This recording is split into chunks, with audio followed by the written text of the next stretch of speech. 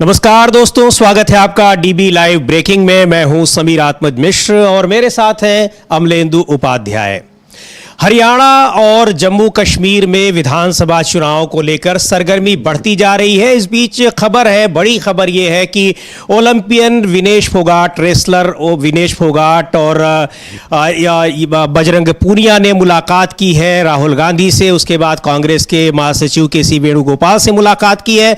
माना जा रहा है कि दोनों को हरियाणा विधानसभा में चुनाव लड़ाया जा सकता है कांग्रेस पार्टी की ओर से। इसके अलावा कई और नेताओं की मुलाकात हुई है, इस पर चर्चा होगी। लेकिन बड़ी खबर यह है कि जिस तरह से पिछले दिनों विनेश फोगाट चर्चा में थी ओलंपिक खेलों में, जिस तरह उनको बाहर होना पड़ा वहां से, उसके बाद से ही ये चर्चाएं जोर पकड़ रही थी कि शायद यहां पर इस बार राजनीति में वो उतरे या फिर उनका राजनीति में चाहे वो चुनाव लड़कर या फिर सक्रिय भागीदारी हो उनकी। पिछले दिनों किसान आंदोलन में जो धरने पर बैठे किसान हैं उनके बीच भी गई और वहां भी किसानों से बातचीत की। और अब यह खबर है, बड़ी खबर है कि राहुल गांधी से, कांग्रेस पार्टी के नेता राहुल गांधी से विनेश फोगाट और बजरंग पूनिया दोनों ने मुलाकात की है। अभी कांग्रेस पार्टी की पहली सूची जारी नहीं हुई है। सूची को पिछले ये माना जा रहा है कि सूची तैयार है, लेकिन कुछ एक नामों को लेकर अभी बातें क्लियर नहीं हुई हैं, स्पष्ट नहीं हुई हैं, शायद इसीलिए रुकी हुई है। सूची रुके रहने का एक बड़ा कारण यह भी बताया जा रहा है, जो कैंडिडेट्स की सूची अभी तक जारी नहीं हो पाई है। हालांकि अभी किसी भी पार्टी ने, न तो भारतीय जनता पार्टी ने और न ही कांग्रेस पार्टी ने सूची जारी की है। पर एक बड़ी खबर यह भी है कि आम आदमी पार्टी के साथ उसका गठबंधन होना तय है और सीट शेयरिंग को लेकर, सीटों को लेकर जो समझौता है वो भी लगभग तय हो चुका है। तो वहां 90 सदस्यीय जो हरियाणा विधानसभा है वहां पर आम आदमी पार्टी और कांग्रेस पार्टी साथ चुनाव लड़ेंगी। यह भी कहा जा रहा है कि शायद समाजवादी पार्टी को भी कुछ सीटें वहां दी जाएं। अभी इन सारी चीजों पर बात चल रही है और जो सूची अभी कैंडिडेट्स की अभी नहीं आई है उसके पीछे भी यही कारण बताए जा रहे हैं। विनेश फोगाट और बजरंग पूनिया को लेकर जो चर्चाएं हैं, और निश्चित तौर पर ये अगर चुनाव लड़ती हैं, जिस तरह से विनेश फोगाट को ओलंपिक खेलों से बाहर होना पड़ा, देश भर में उनके प्रति सहानुभूति थी, दुनिया भर के खिलाड़ी उनके साथ इस मामले पर आए और सहानुभूति जताई, ये कहते हुए कि ये ठीक नहीं हुआ है विनेश फोगाट के खिलाफ। और अगर इसमें कायदे से जो ओलंपिक संघ है, भारतीय ओलंपिक संघ, उसने ठीक से पैरवी की होती तो शायद उनको उससे बाहर नहीं किया जाता और वो स्वर्ण पदक लेकर आती। बहरहाल पदक वो नहीं पाई, लेकिन उसके बाद जिस तरह से यहां उनका स्वागत किया गया विनेश फोगाट का दिल्ली में, हरियाणा में, और अब हरियाणा में अपने घर तक पहुंचने में उनको घंटों लग गए, ये सारी चीजें बता रही थी कि विनेश फोगाट को लेकर एक बड़ा जन समर्थन है। कांग्रेस नेता राहुल गांधी से मिलने के बाद अब यह तय माना जा रहा है कि विनेश फोगाट चुनाव, विधानसभा चुनाव में उतर सकती हैं, बजरंग पूनिया भी उतर सकते हैं। राहुल गांधी के बाद उनकी मुलाकात कांग्रेस का महासचिव के.सी. वेणुगोपाल से भी हुई। अब क्या आगे होता है ये देखने वाली बात होगी, लेकिन जिस तरह से हरियाणा के खिलाड़ी अब राजनीति के मैदान में पहले भी उतरते रहे हैं, लेकिन ताजा तरीन ये जो घटनाएं हैं उससे यह साफ साबित हो रहा है कि जो राजनीति का खेल है वो अखाड़ों के खेल से निकलकर जो तमाम खिलाड़ी हैं वो राजनीति में उतर रहे हैं और वहां भी अपने जो प्रतिद्वंदी राजनीतिक नेता होंगे, जो उनके उम्मीदवार होंगे, उनको पटखनी देने की कोशिश करेंगे। भारतीय जनता पार्टी की ओर से भी कुछ रेसलर्स के नाम आ रहे हैं कि चुनाव लड़ सकते हैं। योगेश्वर दत्त की कई दिन से ये चर्चा है कि वो चुनाव लड़ सकते हैं। हालांकि भारतीय जनता पार्टी की भी लिस्ट अभी नहीं आई है। इस मामले में अमलेंदु जी, और क्या अपडेट्स हैं? जो विनेश फोगाट और बजरंग पूनिया की मुलाकात हुई है राहुल गांधी से, अब ये तो अब तय माना जा रहा है कि ये दोनों ही कांग्रेस पार्टी से विधानसभा चुनाव में उतरेंगे। अब हरियाणा के जो रेसलर्स हैं, खिलाड़ी हैं, चुनावी मैदान में भी, अब चुनावी अखाड़े में भी अब उतर रहे हैं। इसका क्या आपको लग रहा है कि परिणाम होने वाला है, या और इसमें क्या अपडेट्स हैं? क्या और भी खिलाड़ी चुनावी मैदान में उतर सकते हैं, जैसे योगेश्वर दत्त की भी चर्चाएं हैं? देखिए समीर जी, एक तो पहले भी खिलाड़ी उतरते रहे हैं, हरियाणा में भी, और भारतीय जनता पार्टी ने ही उतारा था। आपको याद होगा, हालांकि वो चुनाव हार गई थी, वो पहलवान जो थी। लेकिन विनेश फोगाट का इसलिए महत्वपूर्ण है, विनेश फोगाट जब चुनाव लड़ती है नहीं लड़ती है तो कांग्रेस को तय करना है और विनेश फोगाट को तय करना है। लेकिन विनेश फोगाट का आज मिलना केसी वेणुगोपाल से और राहुल गांधी से, इस पे ये साबित करता है कि कहीं ना कहीं अंदर कोई चीज़ पक रही है कांग्रेस में और विनेश फोगाट को लेकर के। हालांकि जब वो विनेश फोगाट आई थी लौट करके ओलंपिक्स से, तो जिस तरीके से उनका स्वागत हुआ, भूपेंद्र सिंह हुड्डा के पुत्र जो हैं वो दीपेंद्र सिंह हुड्डा जो अब लोकसभा के सदस्य हैं, वो जाकर के पहुंचे और उन्होंने जाकर उनको रिसीव किया विनेश फोगाट को, और उनके गांव तक जिस तरीके से स्वागत सत्कार हुआ विनेश फोगाट का। विनेश फोगाट उसके बाद किसान आंदोलन में भी शरीक हुई 200 दिन पूरे होने पर, और उनका जो बयान आए उससे साफ तौर पर समझ में आ गया कि अब विनेश फोगाट राजनीति की पिच पर भी उतरने वाली हैं। अभी तक तो वो अखाड़े में ही उतर रही थी, लेकिन अब वो राजनीति की पिच पर भी उतरने वाली हैं। अब देखना ये है कि विनेश फोगाट के राजनीति के पिच पे उतरने से यहाँ कौन जो है वो चित होता है, ये देखना होगा समीर जी। बिल्कुल, ये लेकिन हरियाणा विधानसभा चुनाव को लेकर जिस तरह से कांग्रेस की तैयारी चल रही है, रणनीति चल रही है, भारतीय जनता पार्टी की भी तैयारियां चल रही हैं, रणनीति चल रही है, लेकिन ये माना जा रहा है कि भारतीय जनता पार्टी वहां पर लगातार 2 बार से सत्ता में है। हालांकि पिछले चुनाव में उसको बहुमत नहीं मिला था, लेकिन सरकार बनाई थी, पर अब वो उसके खिलाफ एंटी इनकम्बेंसी दिखाई पड़ रही है, साफ तौर पर दिखाई पड़ रही है, और उसका जो फायदा है वो कांग्रेस को मिलता दिखाई पड़ रहा है। चुनाव के पहले ये साफ जाहिर हो रहा है। भारतीय जनता पार्टी के भीतर कई उथल पुथल भी मची हुई है, टिकटों को लेकर और तमाम चीजों को लेकर। यहां तक कि मुख्यमंत्री बदले जाने और प्रदेश अध्यक्ष बदले जाने के बाद से ही ये उथल पुथल मची हुई है और विरोध चल रहा है। अब जब टिकट वितरण की बात आई है, कैंडिडेट्स को टिकट देने की बात, तब वहां भी पार्टी के भीतर जो मनमुटाव है और विरोध है एक दूसरे के प्रति, जो दिक्कतें हैं, वो सारी चीजें अब सतह पर आती दिखाई पड़ रही हैं। अंतर विरोध कांग्रेस पार्टी के भीतर भी है, लेकिन ऐसा लग रहा है कि शायद इन अंतर विरोधों को दूर कर लिया गया है या फिर दूर कर लिया जाएगा, क्योंकि अभी तक क्या ऐसी कोई बड़ी जो मनमुटाव की खबरें हैं वो निकलकर बाहर नहीं आई हैं। बहरहाल ये चीजें चाहे कांग्रेस पार्टी की हो चाहे भारतीय जनता पार्टी की हो, पता तभी चलेंगी जब पहली सूची कम से कम आएगी, क्योंकि उसके बाद फिर जिनका नाम कटता है उनका विरोध देखने को मिलता है। जिनको मिला रहता है टिकट वो खुश दिखाई पड़ते हैं। यद्यपि कई बार विरोध के बाद ये सूची में बदलाव भी होता है, परिवर्तन भी होता है। लेकिन अभी जो महत्वपूर्ण बात यह है कि राहुल गांधी से मुलाकात की है विनेश फोगाट ने, बजरंग पुनिया ने। ये साफ अब दिखाई पड़ रहा है कि ये दोनों चुनावी मैदान में उतर सकते हैं, इसकी पूरी संभावना जताई जा रही है। राहुल गांधी इधर भी जम्मू कश्मीर के फिर दौरे पर हैं और जम्मू कश्मीर हरियाणा दोनों ही जगह विधानसभा के चुनाव होने वाले हैं। तारीख हरियाणा में बदल दी गई, मांग की जा रही थी भारतीय जनता पार्टी की ओर से। जो 1 अक्टूबर को चुनाव होने वाले थे, अब वो चुनाव 5 अक्टूबर को होंगे और मतगणना भी 8 अक्टूबर को होगी, जो 4 अक्टूबर को होने वाली थी। जम्मू कश्मीर के चुनाव की वहां तो 3 चरणों में चुनाव हो रहे हैं, लेकिन मतगणना वहां भी अब 8 अक्टूबर को होगी। अब चुनावी सरगर्मी वहां बढ़ती चली जा रही है, और सबसे बड़ी बात यह है कि जिस तरह से खेल के अखाड़ों में उतरने वाले पहलवान थे जिन्होंने तमाम खेलों में ओलंपिक में पदक जीते हैं, वो भी अब चुनावी मैदान में उतरते दिखाई पड़ रहे हैं। और जैसा अमलेंदु जी कह रहे थे कि अब वो किसको पटखनी देते हैं, ये देखने वाली बात है। जाहिर सी बात है कि वो राजनीति के अखाड़े में भी उसी तरह पटखनी दे पाएंगे जिस तरह से खेल के अखाड़े में दे रहे थे, या नहीं दे पाएंगे, चुनाव के बाद पता चलेगा। लेकिन चुनाव में उतरना ये अपने आप में बड़ा महत्वपूर्ण है, और कई खिलाड़ी उतरते दिखाई पड़ रहे हैं। भारतीय जनता पार्टी की ओर से भी ये चर्चाएं चल रही हैं कि योगेश्वर दत्त को चुनाव लड़ा सकती हैं। इस पर क्या अपडेट है अमलेंदु जी? ये कहा जा रहा है कि भारतीय जनता पार्टी की लिस्ट पिछले 3-4 दिन से बनकर तैयार है, लेकिन जिन कुछ कारणों से लिस्ट अभी जारी नहीं हो रही है, उसके पीछे योगेश्वर दत्त के टिकट का भी मसला है। समीर जी, हो सकता है योगेश्वर दत्त के टिकट का मसला हो, लेकिन लगता है कि योगेश्वर दत्त के टिकट के मसले से ज़्यादा वहाँ भारतीय जनता पार्टी में जिस तरीके से अंदरूनी संघर्ष मचा हुआ है उसकी वजह से। अभी अमित शाह के घर पे एक बैठक हुई, उसमें मनोहर लाल खट्टर, नायब सिंह सैनी, अनिल विज वगैरह ये सब मौजूद बताए जाते थे कि ये सब उसमें मौजूद थे। उस बैठक में बताया जाता है कि अनिल विज काफ़ी ज़्यादा नाराज़ दिखाई पड़ रहे थे। एक तो अनिल विज जो है वो अपने को मुख्यमंत्री का चेहरा समझते रहे थे पहले से, बना दिया गया था मनोहर लाल खट्टर को। मनोहर लाल खट्टर को भी हटाया गया तो उसके बाद भी फिर बता दिया गया नायब सिंह सैनी को। तो अनिल विज काफ़ी ज़्यादा नाराज नजर आ रहे हैं। तो ये भारतीय जनता पार्टी के अंदर भी बहुत सारी चीज़ें चल रही हैं।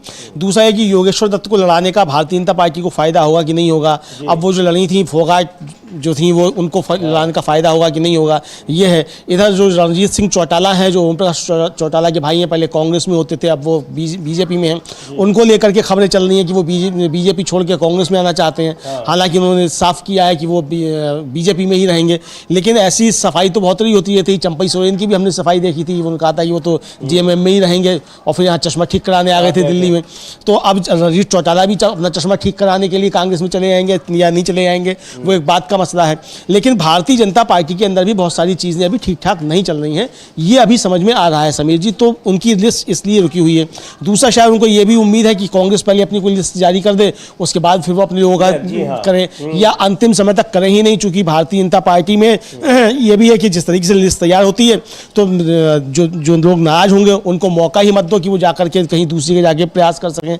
तो जिनको फॉर्म देना होगा आखिरी समय पर उनको फॉर्म दे दिया जाएगा।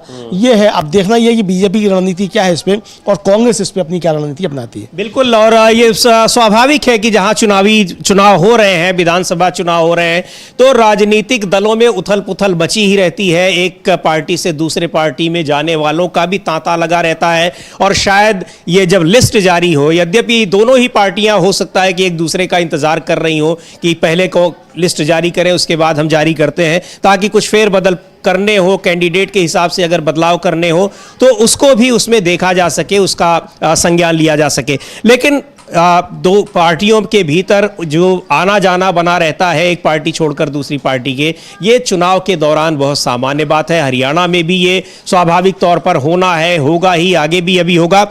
लेकिन महत्वपूर्ण खबर ये है कि अब जिस तरह से विनेश फोगाट और बजरंग पूनिया के कांग्रेस पार्टी से चुनाव लड़ने की खबरें आ रही हैं, तो निश्चित तौर पर वो भारतीय जनता पार्टी की मुश्किलें बढ़ाने वाली होंगी। इसलिए बढ़ाने वाली होंगी कि इन खिलाड़ियों को लेकर भारतीय जनता पार्टी की मुश्किलें पिछले एक साल से ज्यादा समय से बढ़ती हुई दिखाई पड़ रही हैं। उसको लोकसभा चुनाव में भी इसका नुकसान उठाना पड़ा, और यहां तक कि जब विनेश फोगाट को अचानक जब फाइनल खेलना था उसी समय कुछ देर पहले यह सूचना आती है कि उनको ओलंपिक से वो बाहर हो गई हैं। उसमें भी ये कहा जा रहा है कि अगर ओलंपिक संघ ने ठीक से पैरवी की होती तो शायद उसको विनेश फोगाट को मौका मिल सकता था।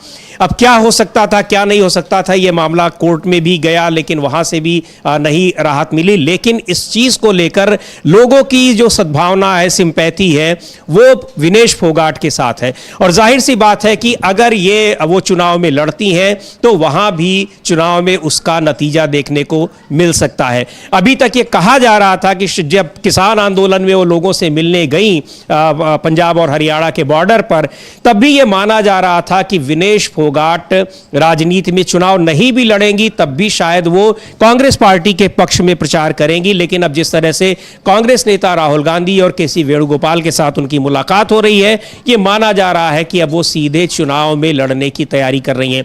उनको कुछ सीटों के ऑप्शंस भी दिए गए हैं कि जहां उनको कंफर्टेबल लगे, जहां से उनको जीतने की संभावना हो, जहां उनको लग रहा हो कि जनाधार ज्यादा मजबूत है, वहां वो चुनाव लड़ सकती हैं। अब सीटों के जो सूची आएगी, कैंडिडेट्स की सूची आएगी, उसके बाद ही पता लगेगा कि वो कहां से चुनाव लड़ रही हैं। लेकिन फिलहाल ये माना जा सकता है कि इन दोनों ही जो खिलाड़ी हैं, इनको कांग्रेस पार्टी चुनावी मैदान में अब उतारने का मन बना चुकी है।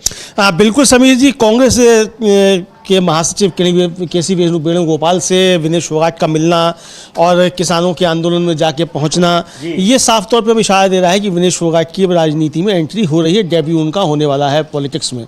तो अब कांग्रेस उनको कहाँ से उतारती है ये उनके कांग्रेस के ऊपर निर्भर करता है। लेकिन इसके समीर जी जो निहितार्थ हैं, यानी इसके जो इम्पैक्ट्स होंगे उसकी बात है कि इसका इम्पैक्ट क्या होगा। देखिए, इसके इम्पैक्ट मुझे लगता है कि देशव्यापी इम्पैक्ट होंगे, सिर्फ हरियाणा में इसका इम्पैक्ट नहीं होगा। हरियाणा में तो इम्पैक्ट होगा ही, चूँकि विनेश फोगाट के साथ जिस तरीके से नाइंसाफ़ी हुई और ख़ासतौर से उनका जो ब्रजभूषण शरण सिंह वाला मसला था उसको लेकर के हरियाणा जिस तरीके से आंदोलित रहा, उसके बाद ओलंपिक में उनके साथ जो नाइंसाफ़ी हुई उसमें सीधे सीधे एक तरीके से कहा जाए आरोप लगे कि इसमें कहीं ना कहीं साजिशें जो थी वो भारतीय कुश्ती संघ जो है उसकी तरफ से हुई या किसकी तरफ से साजिशें हुई। अब आरोप तो बहुत सारे लग रहे हैं।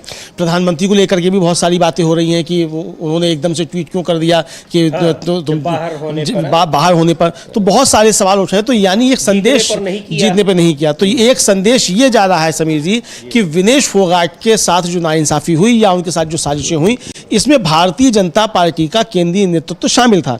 तो अब अगर इस तरीके की चीज़ें हो रही हैं तो हरियाणा देखिए वैसे भी जो है वो अपने प्रतीकों के प्रति बहुत ज़्यादा संवेदनशील रहता है और विनेश फोगाट जिस समय हरियाणा की आन बान शान का प्रतीक एक तरीके से बन चुकी हैं, तो उनके साथ हरियाणा में जो सिंपैथी होगी और भारतीय जनता पार्टी के प्रति जो पहले से ही हरियाणा के आवाम में गुस्सा है वो और किस तरीके से जाके प्रकट होता है ये आने वाला समय बताएगा। निश्चित तौर पे ये समझा जा सकता है कि विनेश फोगाट जो है सिर्फ कांग्रेस के लिए ही काम नहीं करेंगी बल्कि भारतीय जनता पार्टी को और राज्यों में भी नुकसान की स्थिति होगी। और इसका संदेश जब जाएगा, एक तो अभी सारे राज्यों के चुनाव एक साथ नहीं हो रहे हैं, विधानसभा के चुनाव के परिणाम जब आएंगे उस परिणाम आने के बाद इसका इम्पैक्ट और ज़्यादा पड़ेगा, ऐसा समझा जा सकता है समीर जी। बिल्कुल। और हरियाणा की राजनीति की बात करें तो हाँ, विनेश फोगाट बजरंग पूनिया की मुलाकात कांग्रेस के नेताओं से हुई है, राहुल गांधी से हुई है, ये बड़ी खबर है आज की। और ये माना जा रहा है कि दोनों ही जो खिलाड़ी हैं विनेश फोगाट और बजरंग पूनिया, इनको हरियाणा की अलग अलग विधानसभा सीटों से उनको ऑप्शन दिए गए हैं या उन्होंने इच्छा जताई होगी कि हम यहां से लड़ सकते हैं, वो लिस्ट आने के बाद पता चलेगा। लेकिन ये तय बात है कि दोनों ही खिलाड़ियों को चुनावी मैदान में उतारने जा रही है कांग्रेस पार्टी। वहीं एक और बड़ी खबर है कि कांग्रेस पार्टी और आम आदमी पार्टी के बीच गठबंधन की जो खबर है वो भी लगभग पुख्ता हो गई है, उस पर मुहर लग गई है और उसकी जो सीटों को लेकर जो समझौता होना है वो ऐसा बताया जा रहा है कि तय हो चुका है। कुछ सीटों पर बात बन गई है और वो सीटें ऐसी हैं कि जिस पर कांग्रेस पार्टी और आम आदमी पार्टी दोनों ही उसको मान गई है, उस पर तैयार हैं चुनाव लड़ने के लिए। कौन सी सीटें हैं, कितनी सीटें हैं 90 सदस्यीय विधानसभा में हरियाणा की, माना यह जा रहा था कि आम आदमी पार्टी शायद वहां 10 सीटें चाहती थी लेकिन उससे कुछ कम पर समझौता हुआ है। अब यह खबर भी तभी पुष्ट होगी जब कांग्रेस पार्टी की या आम आदमी पार्टी की किसी की भी सूची जारी होती है। लेकिन आम आदमी पार्टी को इससे के साथ गठबंधन को लेकर अमलेंदु जी जो खबरें हैं, ऐसा बताया जा रहा है कि 7 या 8 सीटों पर आम आदमी पार्टी तैयार हो गई है चुनाव लड़ने के लिए और कांग्रेस पार्टी भी इतनी सीटें देने के लिए तैयार है वहां पर। अब देखिए समीर जी, हालांकि हरियाणा में आम आदमी पार्टी कोई बहुत बड़ा कोई कहा जाए एक तरीके से वो फैक्टर नहीं है, लेकिन नुकसान पहुंचाने का फैक्टर है। तो पिछले चुनाव में भी उसने नुकसान पहुंचाया था, उसकी वजह से कांग्रेस की सरकार बनते बनते रह गई थी। तो अब अगर ये 7 सीटें मतलब 10 सीटें मांग रही है और कांग्रेस 5 देने को तैयार है या 6 देने को तैयार है, तो जाहिर सी बात है कि 7 या 8 पे आकर के कहीं ना कहीं कोई फैसला बात बन जाएगी। और 2 राउंड की उनकी बातचीत हो चुकी है और आज शायद उनकी फिर केसी वेणुगोपाल की और राघव चड्ढा की इस पर मुलाकात होनी है, उस पर बातचीत होनी है, वो भी अंडर गोइंग है, मतलब बातचीत वो चल रही है। सबसे बड़ी बात यह है कि दोनों दलों ने ये समझा है कि हम आपस में लड़के एक दूसरे को नुकसान पहुंचाएंगे और इसका संदेश इंडिया गठबंधन के तौर पे भी गलत जाएगा और वहाँ सरकार नहीं बनेगी, इसका भी गलत जाएगा, फायदा का भी बंटवारा कहीं बंटवारा होगा। तो इसको देखते हुए राहुल गांधी ने जो एक कहा जा सकता है कि अपने पार्टी के हित में और इंडिया गठबंधन के हित में और हरियाणा के जनता के हित में भी जो एक फैसला लिया है, उससे भारतीय जनता पार्टी की परेशानी बढ़ सकती है। और ये समझदारी का परिचय जो है आम आदमी पार्टी ने भी एक तरीके से देखा जाए तो दिया है कि वो इस पर तैयार हो गए कि हाँ हम मिलकर के चुनाव लड़ेंगे, भले ही सीटों पर कुछ कम ज़्यादा का बात हो सकती है। जाहिर सी बात है समीर जी कि जब 2 दलों के बीच में समझौते होते हैं तो दोनों दल अपनी डिमांड रखते हैं, कुछ फॉर्मूले होते हैं, हर दल अपनी तरीके से फार्मूला रखना चाहता है जिससे उसको लाभ हो। गठबंधन होता है तो उसके फायदे होते हैं, तो उस फायदे का किसको कहाँ ज़्यादा फायदा मिल सकता है ये भी चीज़ें देखी जाती हैं। फिर जब ऐसी स्थिति तो इसमें ये लिया जाएगा निर्णय कि भाई चुनाव जीतने की स्थिति में किस सीट पर कौन हो सकता है, कि अगर आपका कैंडिडेट होगा तो आपका जीत पाएगा या आपका होगा तो आपका जीत पाएगा, कौन ज़्यादा मजबूत हो सकता है, तो इसको लेकर के भी चीज़ें हो सकती हैं। मुझे लगता है कि इसमें शायद ये भी चर्चा होगी कि कहाँ पे किसका कैंडिडेट है और कौन कौन चीज़ें क्या मांग रहा है। उसमें जब 10 सीटें की डिमांड अगर की गई है समीर जी, तो मुझे लगता है कि 10 सीटों के ही प्रत्याशियों की बातचीत होगी कि उन 10 सीटों पर कौन, कांग्रेस किसको उतारना चाहती है और आम आदमी पार्टी किसको उतारना चाहती है। तो इस तरह की चीज़ें होंगी। लगता यही है कि 7 या 8 के बीच में आकर के कोई समझौता हो जाए। ये चीज अमलेंदु जी बहुत साफ दिखाई पड़ रही है कि इंडिया गठबंधन के घटक दल जो है, जो खासतौर पर कांग्रेस पार्टी और दूसरी पार्टियां भी, वो इंडिया गठबंधन के साथ ये जो उस यूनिटी है, एकता है, उसको बनाए रखने की पूरी कोशिश भी कर रहे हैं।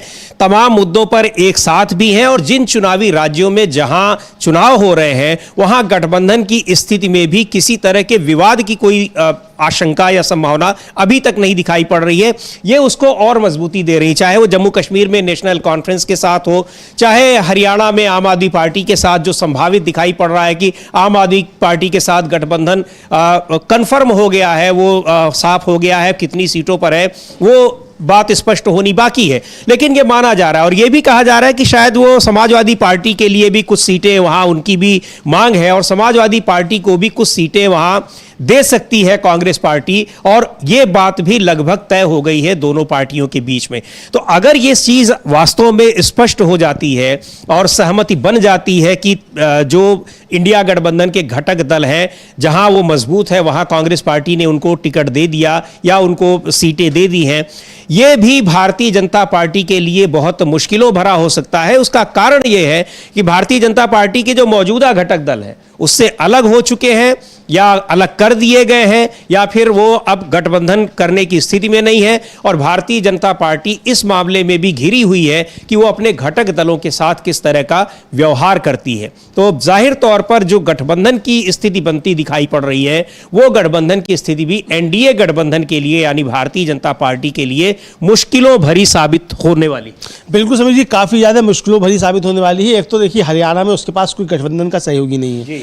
इधर जो एक तीसरा मोर्चा टाइप का बन रहा था, हालांकि उस पर काफ़ी ज़्यादा आरोप लग रहे हैं उस तीसरे मोर्चे के ऊपर, और तीसरा क्या बल्कि 4 मोर्चे अब वहाँ बन गए हैं। एक तो बीएसपी का समझौता हो गया इनेलो के साथ में, और उधर जो आज़ाद समाज पार्टी है चंद्रशेखर की, उनका हो गया है जेजेपी के साथ। तो यानी 2 मोर्चे वो तैयार हो गए हैं। तो ये समझा जा रहा है कि इन दोनों मोर्चों के पीछे भी कहीं भारतीय जनता पार्टी है कि किस तरीके से जो एंटी बीजेपी वोट है उसमें डिवीजन कराया जाए। इस तरीके की चीज़ें चल रही हैं। अब ये कितनी सही है कितनी गलत है इसको हम नहीं कह सकते, ये सबके अपने अपने ऑब्जर्वेशंस होते हैं और अपने अपने आरोप प्रत्यारोप होते हैं। जाहिर सी बात है कि कोई भी राजनीतिक दल है उसको चुनाव लड़ने का अधिकार है। इनेलो पुरानी पार्टी है हरियाणा की, और एक समय में देवीलाल जी का वहाँ वर्चस्व हुआ करता था, तो उनकी वंशज जो है उसको चला रहे हैं, तो उनका भी अधिकार है अपना लड़ने का, दोनों पार्टियों का। लेकिन जिस तरीके से भारतीय जनता पार्टी के साथ जाकर के दोनों एक तरीके से कहा जाए समीर जी बेनकाब हो चुके हैं, उसके बाद एक के साथ बीएसपी का समझौता होना और एक के साथ आजाद समाज पार्टी का समझौता होना, ये भी हरियाणा की राजनीति में भारतीय जनता पार्टी की कौन कौन सी बी टीमें बन सकती हैं इसकी तरफ इशारे हो रहे हैं। इस तरीके के ऑब्जर्वेशंस आ रहे हैं। अब वो कितने सही है कितने गलत है इसकी हम कोई बात नहीं कर सकते, ये इस तरीके के ऑब्जर्वेशंस हैं। लेकिन जो भारतीय जनता पार्टी के सामने संकट है, भारतीय जनता पार्टी के सामने संकट ये है कि उसको वहाँ कोई सहयोगी नहीं मिल रहा है। जिस तरीके से मनोहर लाल खट्टर ने लगभग 9 साल तक वहाँ सरकार चलाई, और उस सरकार में जिस तरीके से मनोहर लाल खट्टर की कार्यप्रणाली को लेकर जनता में ज़बरदस्त तरीके से रोष हुआ। एक तो ये कि वहाँ उनको जो सौंपा गया जिम्मेदारी मनोहर लाल खट्टर को, वो जिस तरीके से जिम्मेदारी सौंपी गई वो देखने लायक थी कि उन्होंने वहाँ किस तरीके से नुकसान पहुँचाया। हालांकि जब नायब सिंह सैनी को लेकर आया गया तो थोड़ा सा उसका मेकओवर करने की कोशिश की गई कि किस तरीके से उनको डैमेज कंट्रोल किया जाए मनोहर लाल खट्टर का। लेकिन अभी भी जो चीज़ें चल रही हैं भारतीय जनता पार्टी के अंदर, उसमें समझा जा रहा है कि वर्चस्व मनोहर लाल खट्टर का ही उस पर बना हुआ है भारतीय जनता पार्टी पे। तो ये चीज़ें भी उनको भारतीय जनता पार्टी को नुकसान पहुंचा रही है, उनका कोई समझौता नहीं हो पा रहा है। कांग्रेस ने खुद यानी राहुल गांधी अगर पहल करके ये कह रहे हैं कि आम आदमी पार्टी के साथ समझौता हो जाना चाहिए, तो आप समझ सकते हैं कि कांग्रेस कितनी समझदारी के साथ इस समय अपने पत्ते फेंट रही है, खासतौर से राहुल गांधी, कि कहीं से भी किसी भी तरीके का कोई भी चूक होने की संभावना ना के बराबर रहे, इस पे चलते हुए कांग्रेस काम कर रही है। तो ये समझा जा सकता है कि हरियाणा को गंभीरता के साथ कांग्रेस ने लिया है, ले भारतीय जनता पार्टी भी रही है गंभीरता के साथ, ऐसा नहीं है कि गंभीरता से नहीं ली जाए। उसको भी है कि तीसरी बार वो सरकार बनाए, तीसरी बार सरकार बनाए, और जो तारीखें हटवाई गई हैं चुनाव की वो इसलिए हटवाई गई हैं कि कुछ उसका लाभ मिलेगा नहीं मिलेगा वो अलग का मसला है कि उसका लाभ मिलेगा नहीं मिलेगा, बल्कि इसका संदेश ये चला गया कि भारतीय जनता पार्टी, मतलब सोशल मीडिया पर चल रहा था थरथरा काहे रहे हो, डर रही है तो चुनाव में जाना नहीं चाह रही है, लेकिन चुनाव में जाना पड़ेगा। तो अब ये जिस तरीके से आ रहा है तो उससे समझ आता है कि भारतीय जनता पार्टी को दिक्कतें वहां बढ़ रही हैं। चुनाव में जाने से कतरा रही है, डर रही है, इस तरह की बातें जब वो चुनाव आयोग से तारीखों को बदलवाने की मांग कर रही थी तब क्यों, हालांकि तारीखें 4 दिन बदल गई हैं, 4 दिन से क्या फर्क पड़ेगा, क्या प्रभाव पड़ेगा नहीं पड़ेगा, ये तो चुनाव के बाद ही पता चलेगा। लेकिन उससे ये संदेश जरूर गया कि भारतीय जनता पार्टी अभी चुनाव लड़ने की स्थिति में वहां दिखाई नहीं पड़ रही है, बिल्कुल वैसे ही जैसे महाराष्ट्र में भी होने थे, लेकिन अभी वहां पर चुनाव की घोषणा नहीं हुई है। और यह माना जा रहा है कि चूंकि भारतीय जनता पार्टी अभी नहीं चाहती थी कि अभी तुरंत वहां भी घोषणा हो, शायद इसीलिए अभी आयोग ने नहीं की है। बहरहाल इसके पीछे जो भी कारण हो, लेकिन आरोप ये लग रहे थे, ये बातें कही जा रही थी और राजनीतिक दलों का भी आरोप था। लेकिन सबसे बड़ी बात है कि पहले तो चुनाव अब घोषित हो गए हैं, जहां हरियाणा और जम्मू कश्मीर में सबसे बड़ा मुद्दा यह है कि चुनाव में मुद्दे क्या रहेंगे। हरियाणा में खासतौर पर लगातार 2 कार्यकाल पूरा करने के बाद अब भारतीय जनता पार्टी की सरकार के खिलाफ वहां एंटी इनकम्बेंसी भी है, पार्टी के भीतर भी तमाम तरह के विरोध हैं। क्योंकि भारतीय जनता पार्टी में ज्यादातर दूसरे दलों से गए हुए लोग हैं, तो उनको लेकर भी मनमुटाव चल रहा है, वो भी अब तलाश रहे हैं कि दूसरी तरफ चले जाएं। इन सारी स्थितियों में एक बड़ी जो कह लीजिए कि बड़ा मुद्दा ये भी है कि चुनाव में मुद्दे क्या होंगे, क्योंकि महंगाई, बेरोजगारी और अग्निपथ योजना, ये सारे मुद्दे सरकार के खिलाफ जा रहे हैं। इन मुद्दों पर वो लड़ रही सकती है चुनाव। और दूसरे जिस पर वो अपनी एक जो दूसरे भारतीय जनता पार्टी शासित राज्य है, वहां जिन मुद्दों को लेकर वो अपनी उपलब्धि बता रही है, उन सारे मुद्दों पर सुप्रीम कोर्ट में घिरती चली जा रही है। बुलडोजर पॉलिसी को लेकर सुप्रीम कोर्ट ने जिस तरह से सवाल उठाए हैं और अब वो गाइडलाइन बनाने जा रही है, उसको लेकर भी सरकार घिरी हुई है। और लगता नहीं अमलेंदु जी की इस तरह के मुद्दों को या इन उपलब्धियों को वो अपनी जो है वो काबिलियत बताएगी, उसे लेकर हरियाणा राज्य में जाएगी। बुलडोजर पॉलिटिक्स को लेकर उत्तर प्रदेश में भी घिरी हुई है सरकार। वहां पर मुख्यमंत्री योगी आदित्यनाथ और पूर्व मुख्यमंत्री अखिलेश यादव के बीच जिस तरह से शब्द बाण चल रहे हैं, उसको देखने से मुख्यमंत्री कह रहे हैं कि चलाना आना चाहिए। मुख्यमंत्री योगी आदित्यनाथ बुलडोजर बुलडोजर को चलाना आना चाहिए, यानी उसको हम लोगों के पास अगर बाइट उसको सुनवाया जा सकता है क्या? बिल्कुल, अगर वो बाइट हो मुख्यमंत्री योगी आदित्यनाथ की तो उसको हम सुनवा सकते हैं। और उसकी प्रतिक्रिया में अखिलेश यादव का बयान आता है कि बिल्कुल चलाएंगे, जब हम सरकार में आएंगे तो बुलडोजर का मुख गोरखपुर की ओर। जी हाँ, गोरखपुर की तरफ करेंगे बुलडोजर का मुख, ये अखिलेश यादव कह रहे हैं। तो यानी कि अब एक तरीके से क्या योगी आदित्यनाथ जो बुलडोजर पे हामी भर रहे हैं, क्या वो सुप्रीम कोर्ट को कुछ कहना चाहते हैं या अखिलेश यादव को ही कहना चाहते हैं या किसी और को कहना चाहते हैं, अब ये तो वो जाने उनका।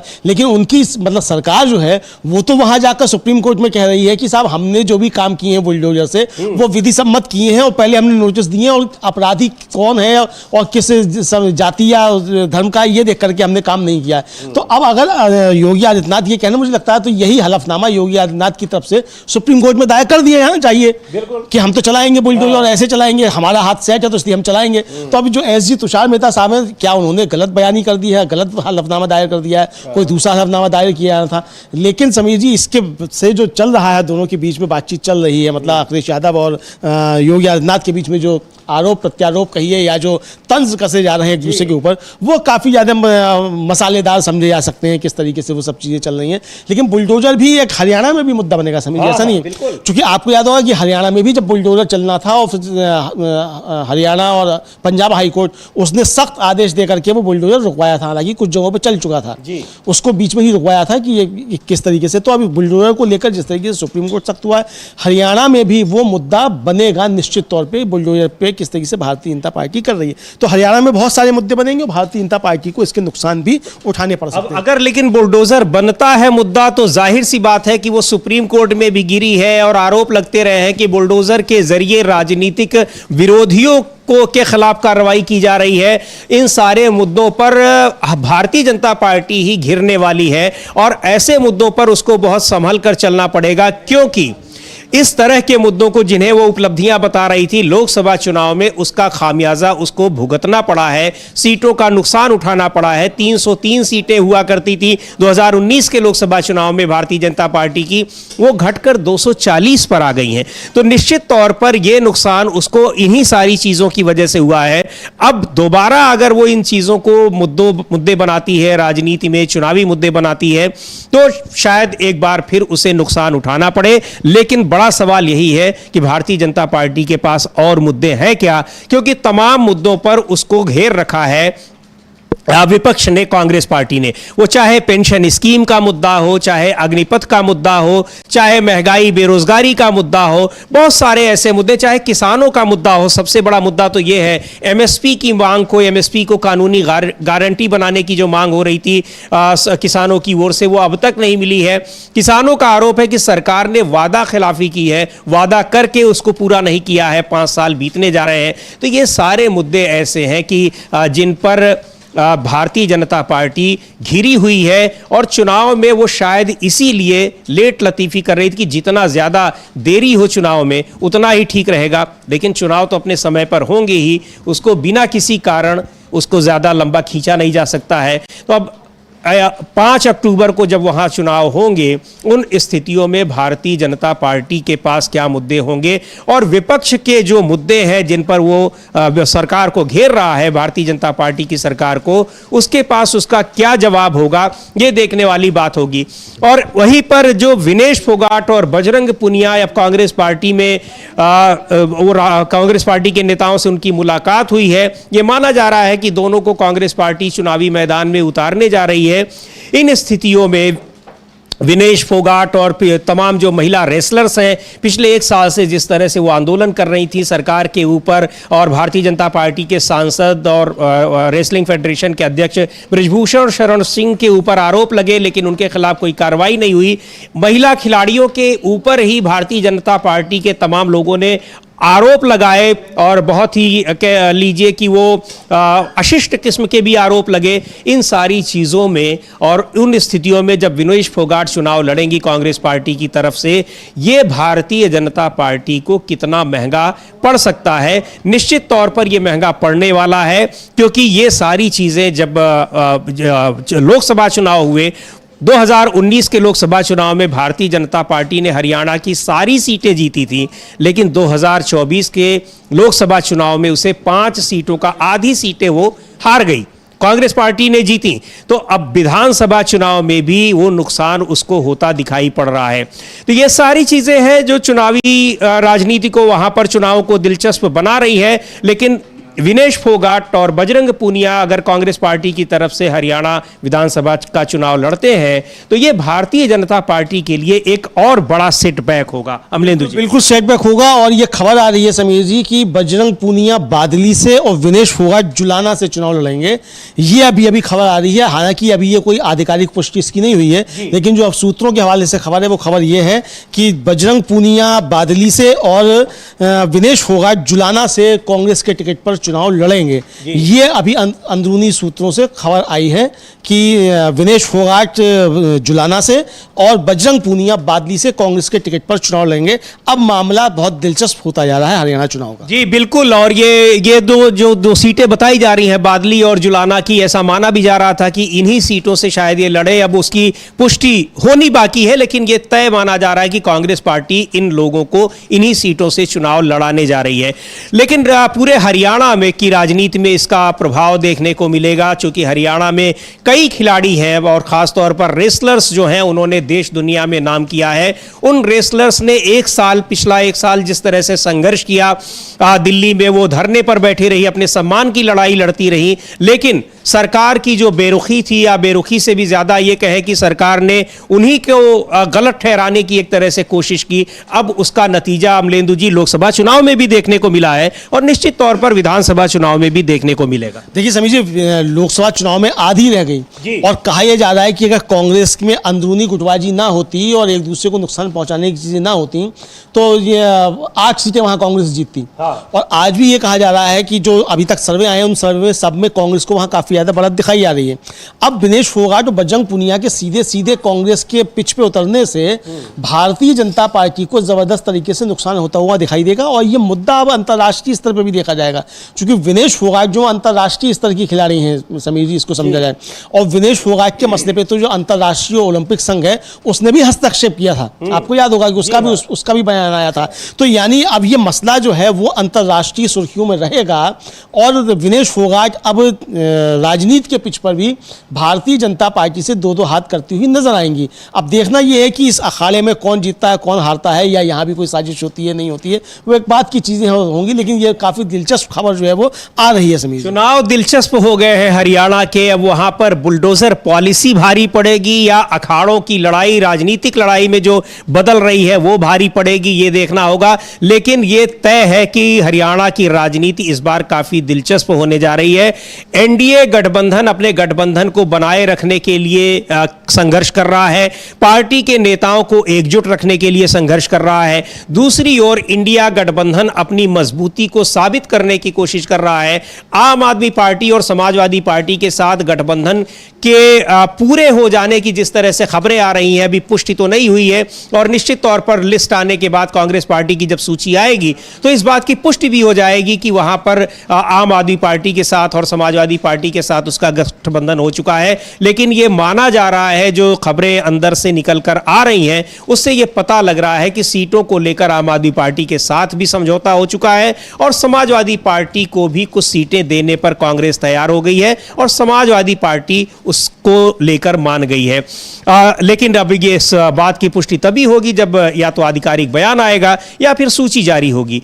उधर विनेश फोगाट और बजरंग पुनिया जिस तरह से चुनावी मैदान में अब उतर रहे हैं और खबर भी आ गई है कि उनको दो अलग अलग सीटों से जो जुलाना और बादली से टिकट मिलने की बात है, अगर वो चुनावी मैदान में आ रहे हैं तो फिर कांग्रेस पार्टी एक तरह से या इंडिया गठबंधन वहां काफी मजबूत दिखाई पड़ रहा है। चुनावी सर्वे भी पिछले दिन कुछ आए जो उसको वहां पर एक एज की स्थिति में दिखाई दे रहे हैं और उसको मजबूत स्थिति में दिखा रहे हैं। भारतीय जनता पार्टी 10 साल का जो एंटी इनकम्बेंसी है सरकार में है उसको नुकसान उठाया देखा जा रहा है, गठबंधन टूटने का नुकसान भी देखा जा रहा है और पार्टी के भीतर भी जिस तरह से गुटबाजियां हावी हो रही हैं जो इससे पहले नहीं थी। गुटबाजी तो थी लेकिन हावी नहीं थी। और इन सब के पीछे एक जो बड़ा कारण है वो कारण ये है कि लोकसभा में पार्टी का परफॉर्मेंस, भारतीय जनता पार्टी का परफॉर्मेंस, यानी केंद्र में वो जितनी कमजोर हुई है राज्यों में भी और ज्यादा कमजोर होने की स्थिति में वो दिखाई पड़ रही है। जी बिल्कुल, राज्यों में काफी ज्यादा कमजोर भारतीय जनता पार्टी होती जा रही है। और देखिए आज कल ही जो है उनका एक बयान आया है, एक ट्वीट किया है उन्होंने, वसुंधरा राजे सिंधिया जो है राजस्थान की, कि पीतल की लौंग किसी को मिल जाती तो खुद को सर्राफ समझने लगता है। और तमाम लोगों को उन्होंने अटैक किया है, बीजेपी राजस्थान को, बीजेपी को, तमाम लोगों को, और हैशटैग राजस्थान का इस्तेमाल किया। अब ये पीतल की लौंग किसको मिल गई है समीर जी? अब वो सर्राफ किसको कह रही हैं? क्या मोदी जी की तरफ इशारा है, या वहां भजन लाल शर्मा है उनकी तरफ इशारा है, या अमित शाह की तरफ इशारा है, किसकी तरफ इशारा है? हालांकि उन्होंने कोई स्पष्ट संकेत नहीं दिया, लेकिन समझने वाले इसको अच्छे तरीके से समझ रहे हैं कि ये इशारा शायद प्रधानमंत्री नरेंद्र मोदी की तरफ वसुंधरा राजे कर रही है। एक बात ये भी है अमलेंदु जी, इशारा किसी की तरफ हो लेकिन उसका जो मुख्य इशारा होता है, भजन लाल शर्मा अपने से तो मुख्यमंत्री बन नहीं गए, या हरियाणा में जो भारतीय जनता पार्टी के विधायक दल ने तो उनको चुन नहीं लिया क्योंकि वो पहली बार के खुद विधायक है, कोई उनका नाम नहीं जान रहा है, वो लोग उनको तो चुन नहीं लेंगे। तो जाहिर सी बात है कि जिन्होंने उनको चुना है, उन्हें बनाया है, अगर उनको भी वो टारगेट कर रही हैं तो फिर टारगेट जो मछली की आंख जो है फिर वहीं पर है। वो पर्ची में जिसका नाम निकला उसको टारगेट नहीं कर रही है, जिसने पर्ची भेजी उसको टारगेट कर रही है। वो यही तो कह रही है कि पीतल की लौंग मिल जाती है तो खुद को सर्राफ समझने लगता है। तो सर्राफ जो है वो दिल्ली वालों को ही बता रही है। जो अखिलेश यादव सदन में व्यंग कर रहे थे कि दिल्ली वालों से और लखनऊ वालों के बीच में बोलचाल नहीं है और जिन्होंने हराया उनको हटा नहीं सकते, तो यही चीजें अब लगता है समीर जी कि ये भारतीय जनता पार्टी के अंदर राज्यों में इस तरह की चीजें शुरू हो गई हैं। तो ये साफ साफ इशारा जो वसुंधरा राजे सिंधिया ट्वीट कर रही है उसका ये समझा जा सकता है कि वो इशारा दिल्ली की तरफ है। इधर जो नितिन गडकरी हैं जो केंद्रीय मंत्री हैं, उन्होंने एक बयान दे दिया है और वो बयान जो है भारतीय जनता पार्टी के गले की मुसीबत बन गया, खासतौर से जब महाराष्ट्र का चुनाव भी सिर पे है और अभी जो है शिवसेना अभियान चला के चुकी है, जूता मारो अभियान, और एकनाथ शिंदे और देवेंद्र फडणवीस बार देखने को मिला कि इस तरह से भी विरोध प्रदर्शन होता है। बगैर उद्धव ठाकरे खुद पहुंचे जूता मारने के लिए, तो मारते हुए दिख रहे हैं। तो उन्होंने क्या बयान दे दिया नितिन गडकरी ने कह दिया कि अगर स्टील से प्रतिमा बनाई गई होती तो कभी नहीं गिरती। और फिर उन्होंने बताया कि उनको मूठ पर एक जो था वो ठेकेदार वो मूठ बना रहा था, वो उस पर रॉड पे, लोहे की रॉड पे कुछ पेस्ट करके ले आया कि इससे जंग नहीं लगेगी। उन्होंने बताया कि जो 30 किलोमीटर का एरिया है समुद्र का, उसमें अगर स्टेनलेस स्टील से बनती तो ये प्रतिमा कभी नहीं गिरती। यानी समझिए कि जो आरोप विपक्ष लगा रहा है कि इसमें भ्रष्टाचार हुआ है और मानकों का पालन नहीं हुआ, उसकी एक तरीके से पुष्टि नितिन गडकरी करते हुए नजर आ रहे हैं। पुष्टि भी कर रहे हैं और वो भी आरोप का जो निशाना है वो सीधा दिखा रहे हैं कि कहां पर है। हाँ, वो इसलिए है कि चूंकि एकनाथ शिंदे जो वहां के मुख्यमंत्री हैं, उन्होंने भी दिल्ली की तरफ इशारा कर दिया था कि साहब ये प्रतिमा राज्य सरकार ने नहीं बनाई, ये तो नेवी ने बनाई थी। और नेवी किसके अंडर में है? राजनाथ सिंह किसके अंडर में? मोदी जी के। यानी कि सीधा सीधा इशारा मोदी सरकार की तरफ की यहाँ कुछ गड़बड़ हुआ है। तो अब नितिन गडकरी ने भी अगर ये पुष्टि कर दी है कि इसमें मानकों का पालन नहीं हुआ और इसमें ठीक तरीके से इंजीनियरिंग का इस्तेमाल नहीं किया गया, दिमाग नहीं लगाया गया, अगर ये भी कहना चाहते हैं नितिन गडकरी, तो भी समझिए सीधा सीधा आरोप एक तरीके से केंद्रीय नेतृत्व भारतीय जनता पार्टी का या जो केंद्र की सरकार है जिसने इसको किया था, जिसने इसका उद्घाटन किया था, उसकी तरफ जाता है। तो ऐसे में ये समझा जा सकता है कि राज्यों में भारतीय जनता पार्टी के अंदर चीज़ें बहुत ज़्यादा खराब होती हुई नजर आ रही हैं। अब योगी आदित्यनाथ भी जिस तरीके से बुलडोजर को लेकर के बातें कर रहे हैं, तो वो भी समझिए एक तरीके से, अब बुलडोजर तो पेटेंट एक तरीके से समझा जाए वो योगी आदित्यनाथ का, और उस बुलडोजर को लेकर भारतीय जनता पार्टी के और नेता आप घूम रहे हैं राज्यों में। तो अब योगी आदित्यनाथ बता रहे हैं कि सबके हाथ जो है उस पर सेट नहीं होते हैं, उनका ही हाथ सेट है अब योगी आदित्यनाथ का। तो ये भी हो सकता है कि वो सुप्रीम कोर्ट को ना कह करके जो बाकी है, अब चाहे वो मोहन यादव हो या वो भजनलाल शर्मा हो, इनको कह रहे हो कि आपको बुलडोजर चलाना नहीं आता, हमने कायदे से बुलडोजर चलाया और आप कायदे से बुलडोजर नहीं चला पाए, आपकी वजह से सुप्रीम कोर्ट में मामला अटक गया। तो हो सकता है ये भी बताना चाहते हो। तो बुलडोजर के जरिए भी अगर राजनीति भारतीय जनता पार्टी में हो रही है और योगी आदित्यनाथ बता रहे हैं कि बुलडोजर उनको ही चलाना आता है, यानी कि भारतीय जनता पार्टी की और लोगों को बुलडोजर चलाना नहीं आता है, तो ये भी अब वो कह रहे हैं। तो ये भारतीय जनता पार्टी के अंदर जो संघर्ष बढ़ता जा रहा है अंदरूनी, इसकी तरफ भी बहुत सारी चीजें अब इशारा कर रही हैं संगीत जी। बिल्कुल। और ये कि जो चाहे वो चुनाव हारने का की जिम्मेदारी वाली बात हो, चाहे अब भ्रष्टाचार के तमाम जो आरोप हैं उनके निशाने पर घिरते दिखाई पड़ रहे हैं सीधे तौर पर प्रधानमंत्री नरेंद्र मोदी, जिनके लिए अभी तक भारतीय जनता पार्टी ने प्रचारित किया है कि उनका कोई विकल्प नहीं है, न पार्टी के भीतर है और न ही बाहर। अब जिस तरह से उन्हें चुनाव हराने के लिए जिम्मेदार ठहराया जा रहा है, भ्रष्टाचार के तमाम आरोप हों, चाहे वो हिंडलबर्ग की रिपोर्ट हो और सेबी को लेकर जिस तरह से प्रधानमंत्री नरेंद्र मोदी सीधे तौर पर घिरे हुए हैं, और ये फिर भ्रष्टाचार का एक ताजा तरीन मुद्दा ये है जो महाराष्ट्र में छत्रपति शिवाजी की मूर्ति का साल भर के भीतर गिर जाना, ढह जाना, और बताया गया कि वो हवा के एक झोंके को बर्दाश्त नहीं कर पाई वो मूर्ति।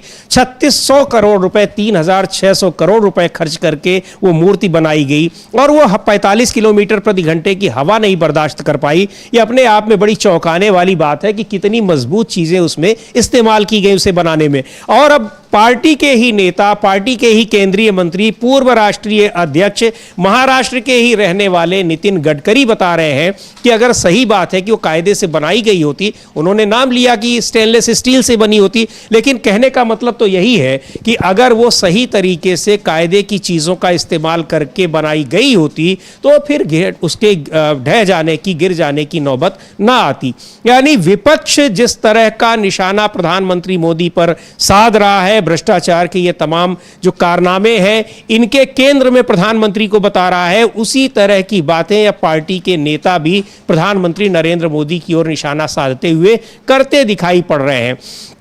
इन सारी मुश्किलों के बीच जब हरियाणा में विधानसभा चुनाव में अब पार्टियों के कार्यक्रम लगेंगे, रैलियां होंगी, उसमें जाएंगे नेता, बोलने जाएंगे, देखने वाली बात होती है कि प्रधानमंत्री नरेंद्र मोदी की कितनी रैलियां हरियाणा में और जम्मू कश्मीर में होती हैं। राहुल गांधी का ये तो चुनाव की घोषणा होने के बाद मुझे लगता है कि 2 दौरे हो चुके हैं, 2-3 दौरे हो चुके हैं। और प्रधानमंत्री कितने दौरे करते हैं, गृह मंत्री अमित शाह कितने दौरे करते हैं, पार्टी अध्यक्ष जेपी नड्डा कितने कितने दौरे करते हैं ये देखने वाली बात होगी, लेकिन इन दोनों राज्यों में चुनाव से पहले ही भारतीय जनता पार्टी तमाम मुद्दों पर बैकफुट पर नजर आ रही है। अमले जी बिल्कुल बैकफुट पर नजर आ रही है। और राहुल गांधी आज जम्मू कश्मीर जा भी रहे हैं, अभी तो निकल चुके हैं दिल्ली से, वो ये खबरें आ रही हैं। और वो पहुंचेंगे, वहाँ जाके सभाओं को संबोधित करेंगे। वहाँ तैयारियां काफ़ी हो गई हैं। फारूक अब्दुल्ला जो वहाँ के पूर्व मुख्यमंत्री हैं, उनकी अभी एक बाइट थी, वो बता रहे हैं कि वो राहुल गांधी की मीटिंग में जा रहे हैं, उनसे चर्चा भी करेंगे। जो जिन सीटों पर समझौता हो गया है, कैंडिडेट्स को लेकर के भी बातचीत की जाएगी और किस तरीके से चुनावी रणनीति तैयार करनी है उस पर चर्चा होगी। तो बहुत सारी चीज़ें अब जम्मू कश्मीर में भी बनना शुरू हो गई हैं। जम्मू कश्मीर भी भारतीय जनता पार्टी के लिए समीर जी काफ़ी ज़्यादा गले की फांस बनता चला जा रहा है, क्योंकि जम्मू कश्मीर को लेकर भी बहुत सारी चीज़ें चल रही हैं। जम्मू कश्मीर भारतीय जनता पार्टी के लिए इसलिए जरूरी है कि भारतीय जनता पार्टी ने कहा कि वहाँ 370 की वजह से आतंकवाद था और 370 हटा दिया भारतीय जनता पार्टी ने, हालांकि वो हटा नहीं है, संविधान में अभी भी है। उसके कुछ प्रोविजंस जो है वो हटाए गए हैं। तो भारतीय जनता पार्टी का हालांकि ये दावा गलत है कि 370 हटा दी गई, लेकिन फिर भी उसको उन्होंने प्रचारित किया। अगर उस प्रचार को भी मान लिया जाए तो फिर अगर आपने हटाया वो जम्मू कश्मीर के हित में था, तो आपको जम्मू कश्मीर में उसका फायदा मिलना चाहिए। लेकिन आप तो लोकसभा चुनाव में 3 सीटों पर अपने प्रत्याशी ही नहीं उतार पाए, और जिन स्थानीय आपने दलों को समर्थन दिया उनकी जमानतें जब्त हो गई।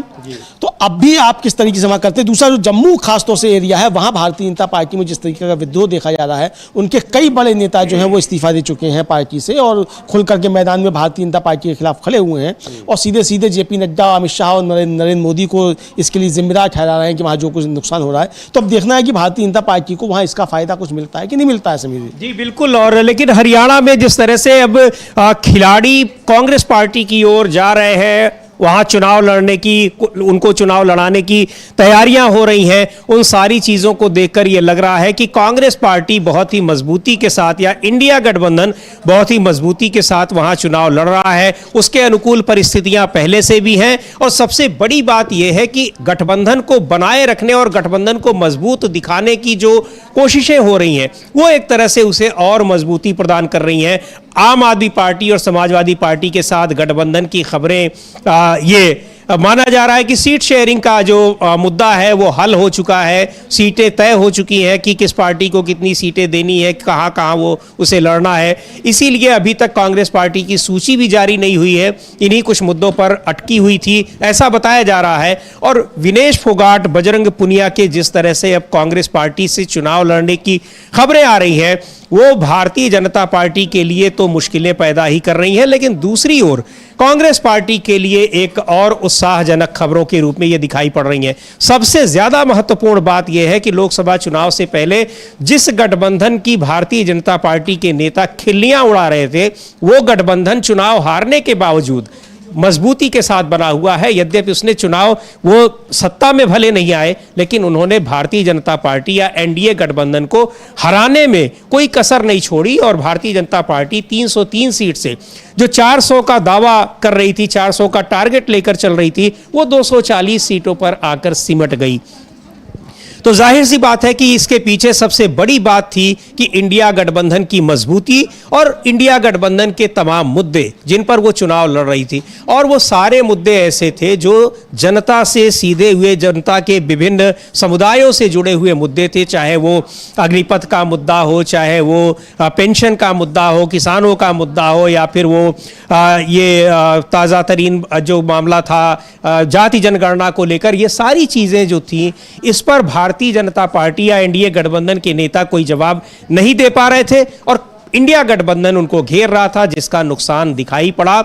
ये सारे मुद्दे अभी भी, यद्यपि इन सारे मुद्दों पर अब भारतीय जनता पार्टी की सरकार आगे बढ़ती दिख रही है, लेकिन ये सारे मुद्दे अभी भी वैसे हैं जिस पर इंडिया गठबंधन उसी तरह से भारतीय जनता पार्टी को या एनडीए गठबंधन की सरकार को घेर रहा है।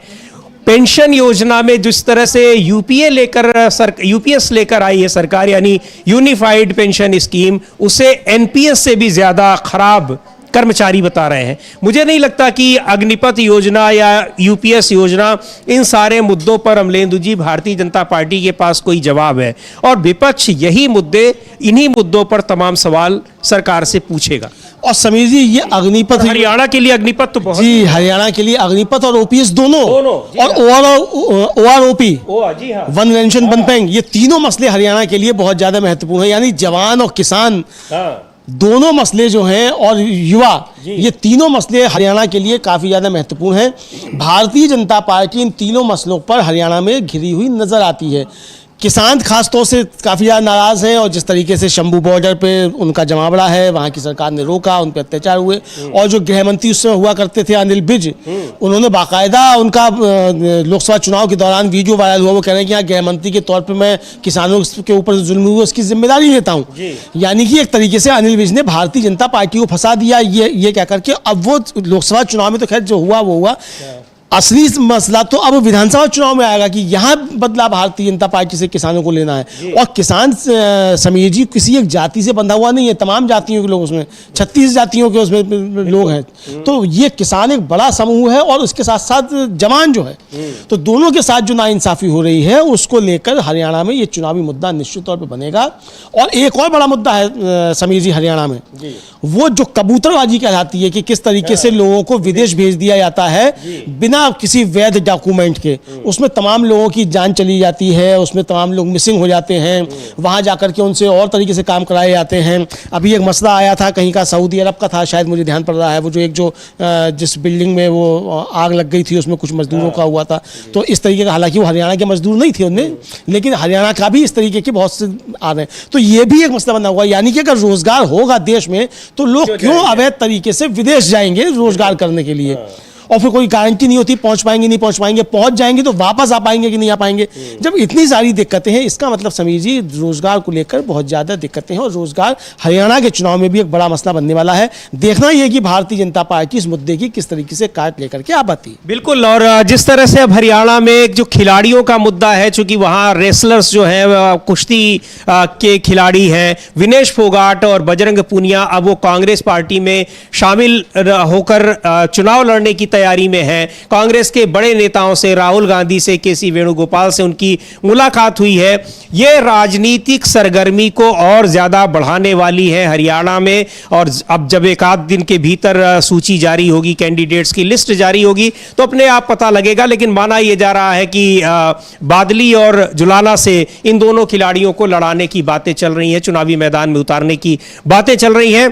तमाम ऐसे मुद्दे हैं जिन पर पहले से ही विपक्ष हमलावर है सरकार के खिलाफ, क्योंकि केंद्र सरकार की भी एंटी इनकम्बेंसी और राज्य सरकार की भी 2 टर्म की एंटी इनकम्बेंसी, ये भारतीय जनता पार्टी को भारी पड़ रही है। यही वजह है कि उसके साथ जो उसके अपने सहयोगी दल थे उन्होंने भी नाता तोड़ लिया है। हालांकि सहयोगी दल कई टुकड़ों में बंट गया है, फिर भी अगर उन्होंने नाता तोड़ लिया है तो इसका खामियाजा भी भारतीय जनता पार्टी को शायद भुगतना पड़े, उसका नुकसान उठाना पड़े, क्योंकि लोकसभा चुनाव में वो इन मुद्दों और इन परिस्थितियों का नुकसान उठा चुकी है। उसे ऐसी उम्मीद नहीं रही होगी कि 2019 में जहां उसने पूरी की पूरी सीटें जीती थी, 10 सीटें लोकसभा की जीती थी, उनमें से आधी सीटें वो हार गई।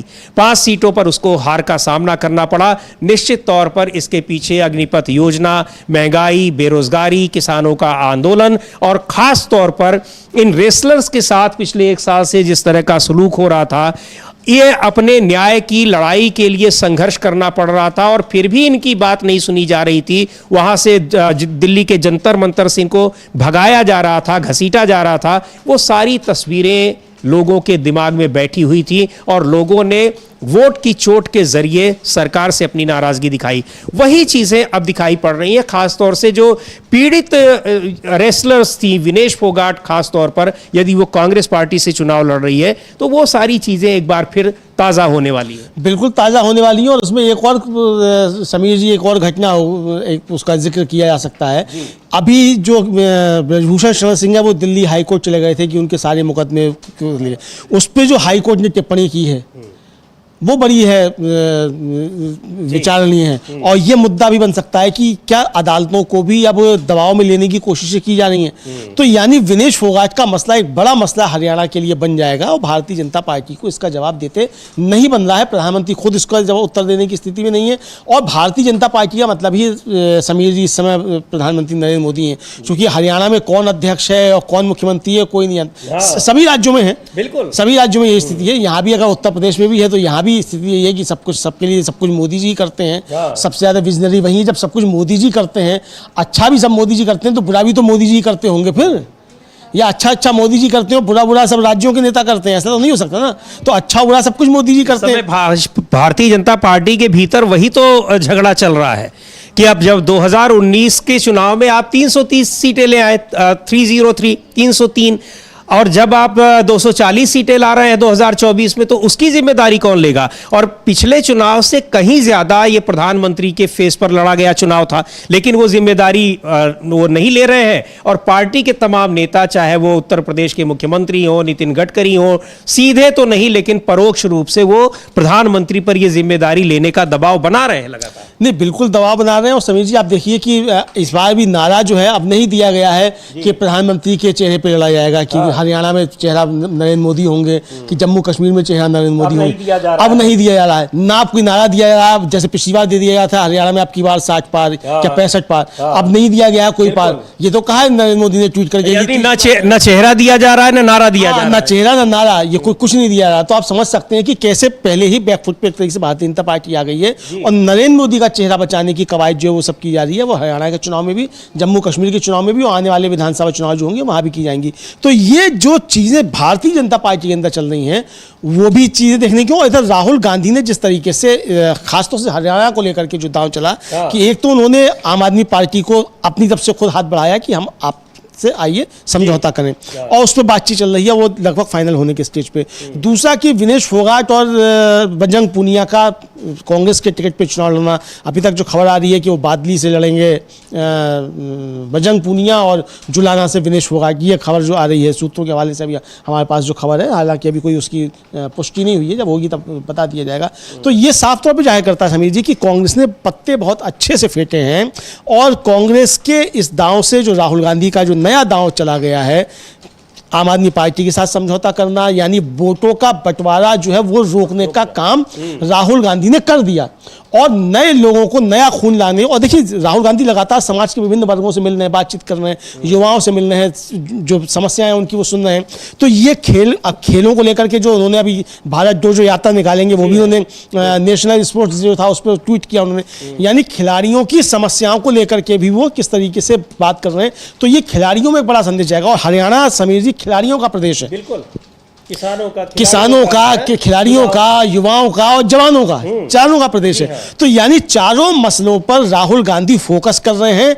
भारतीय जनता पार्टी के पास भले ही प्रधानमंत्री कहते हो कि वो 4 जातियां हैं, लेकिन उन 4 जातियों पर फोकस करने के लिए ना प्रधानमंत्री नरेंद्र मोदी के पास कोई विजन है, ना कोई रोड मैप है, और ना 10 सालों में कोई काम किया है। जबकि राहुल गांधी ने इस पे अपना रोड मैप साफ कर दिया है, कैसे वो काम करेंगे, उनके लिए वो उनकी समस्याएं भी उठा रहे हैं, बात भी कर रहे हैं। और अमलेंदु जी, जिस तरह से पिछले कई दिनों से या काफी दिनों से कई बार ऐसा देखने में आया कि जो बहुत ही समाज के विभिन्न पेशे से जुड़े लोग हैं, सीधे उनके कार्यस्थल पर जाकर जिस तरह से उनसे मुलाकात करना, उनकी समस्याएं सुनना, वो चाहे डीटीसी की बसों में जाकर ड्राइवर्स और कंडक्टर्स के साथ मुलाकात करना हो, कैब चालकों के साथ मुलाकात करना हो, इन सारी चीजों ने ये दिखाया है कि किस तरह से आम आदमी के साथ उनका जो कनेक्ट है, जुड़ने की जो कोशिश है, उसे लोगों ने काफी पसंद किया है। और इन सारी चीजों, और उसमें कोई लोगों को बनावट नहीं दिख रही है, और चूंकि वो सीधे पहुंच जा रहे हैं, उसकी कोई भूमिका नहीं है, और वो जानने की कोशिश कर रहे हैं कि आपके साथ क्या दिक्कतें हैं, क्या समस्याएं हैं।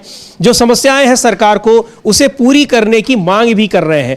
तो जाहिर तौर पर तमाम ऐसे मुद्दे हैं जिन पर भारतीय जनता पार्टी विपक्ष के पूरे जाल में घिरी हुई है। और चूंकि 10 साल से सरकार उसने चलाई है, किसानों की नाराजगी है, युवाओं की नाराजगी है। अग्निपथ योजना लेकर आई, हरियाणा में बड़ी संख्या में युवा हैं, वो तैयारी करते हैं सेना में जाने की, पुलिस में जाने की, लेकिन अब सेना में भर्ती को एक तरह से जिस तरह सीमित किया गया है, ये सारे मसले ऐसे हैं जिस पर वहां राज्य सरकार के खिलाफ भी और केंद्र सरकार के खिलाफ भी सत्ता विरोधी एक लहर दिखाई पड़ रही है, वो वहां साफ तौर पर दिख रही है इन स्थितियों में। और दूसरे ये है कि गठबंधन, चूंकि भारतीय जनता पार्टी 2014 में लोकसभा चुनाव में जब उसने अच्छा प्रदर्शन किया, 2014 में ही विधानसभा में पहली बार वो पूर्ण बहुमत की उसकी सरकार बनी, लेकिन गठबंधन के सहयोगी जिस इनेलो के साथ वो पिछले कई चुनाव लड़ रही थी, उस इनेलो को इस स्थिति में पहुंचा दिया कि वो 2-3 फाड़ हो गई।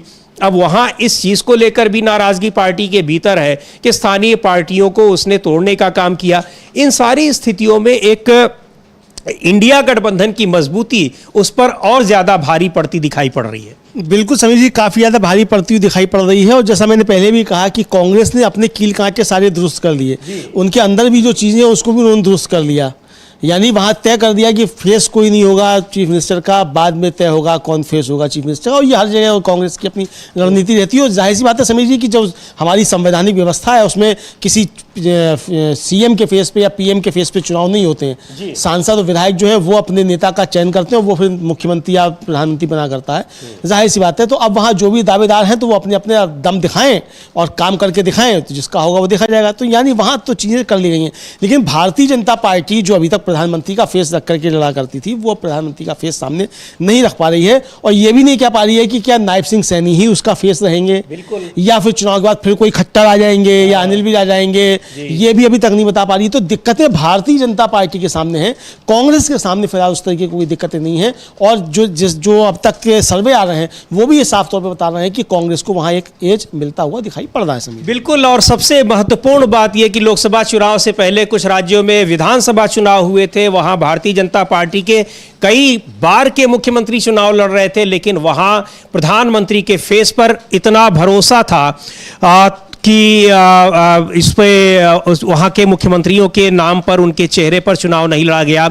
जम्मू कश्मीर पहुंच गए हैं राहुल गांधी और वहाँ एक चुनावी रैली को संबोधित करते दिख रहे हैं। एक बार रुख करते हैं, राहुल गांधी करेंगे ये वहाँ पर जम्मू कश्मीर में कुछ देर के बाद जम्मू कश्मीर के संगलदान में, और चुनावी रैली को संबोधित करेंगे। जैसा अभी हम लोगों ने बताया कि वहाँ ये चुनाव की घोषणा के बाद ये दूसरी यात्रा है राहुल गांधी की श्रीनगर में। और जम्मू में पिछले दिनों उन्होंने कई नेताओं के साथ मुलाकात की थी। उसके बाद नेशनल कॉन्फ्रेंस के साथ उनका गठबंधन तय हुआ था। वहाँ पर उम्मीदवारों की भी घोषणा हो गई और पहले चरण के चुनाव नज़दीक भी अब आ रहे हैं। तो इस तरह से चुनावी सरगर्मी वहाँ भी बढ़ रही है और हरियाणा में खास तौर पर बढ़ रही है। जिस तरह से देखा जा रहा है कि विनेश फोगाट और बजरंग पुनिया अब कांग्रेस पार्टी की तरफ से चुनाव लड़ने जा रहे हैं। इसकी अभी आधिकारिक पुष्टि नहीं हुई है, लेकिन ये माना जा रहा है कि चुनाव लड़ना उनका तय है। विनेश फोगाट जुलाना से चुनाव लड़ेंगी और बजरंग पुनिया संभवतः बादली से चुनाव लड़ेंगे। अभी ऐसी खबरें आ रही हैं, भले ही इनकी पुष्टि ना हुई हो। जी जी बिल्कुल, अभी ये खबरें आ रही हैं। और अभी की बड़ी खबर ये है कि राहुल गांधी जम्मू कश्मीर के संगलदान पहुंच चुके हैं। वहां वो एक चुनावी रैली को संबोधित करेंगे, बड़ी खबर ये है। और फारूक अब्दुल्ला भी उनसे मिलने के लिए निकल चुके हैं, वहां पहुंच चुके हैं। ये खबर आ रही है राहुल गांधी जम्मू कश्मीर के संगलदान पहुंचे हैं और वहां वो संबोधित करेंगे चुनावी रैली को। अगर देखा जाए तो ये चुनावी रैली पहली जो है राहुल गांधी की वहां होगी, यानी कि आज से चुनावी जंग का ऐलान जो है वो एक तरीके से वो राहुल गांधी ने जम्मू कश्मीर करके कर दिया है, जम्मू पहुंच के। और समीर जी ये समझा सकता है कि चुनाव का बिगुल जो है सबसे पहले वहां जाकर राहुल गांधी ने फूंका है। पहली रैली किसी अगर दिल्ली से गए हुए किसी नेता की हो रही है तो राहुल गांधी की हो रही है, ऐसा समझा जा सकता है, वो भी जम्मू कश्मीर के संगलदान में। तो यहाँ चुनावी रैली को थोड़ी देर में राहुल गांधी संबोधित करेंगे। बिल्कुल। और दर्शकों को बता दें कि 10 साल के बाद वहां विधानसभा चुनाव हो रहे हैं। 2014 में इससे पहले चुनाव हुए थे। 2014 के चुनाव में किसी पार्टी को बहुमत नहीं मिला था, लेकिन पीडीपी और भारतीय जनता पार्टी ने मिलकर सरकार बनाई थी। उसी पीडीपी की जिसकी वो पहले भी आलोचना करती रही और सरकार से हटने के बाद भी। लेकिन 2018 तक ये गठबंधन चला, टूट गया, फिर वहां राष्ट्रपति शासन लागू रहा। 2019 में धारा 370 को खत्म किया गया। और ये तस्वीरें हम लोग विजुअल्स ये देख सकते हैं कि राहुल गांधी वहां संगलदान में जम्मू कश्मीर के रैली स्थल पर पहुंच चुके हैं। कुछ ही देर में उनका संबोधन होगा और उस संबोधन को हम आपको लाइव दिखाने की कोशिश करेंगे।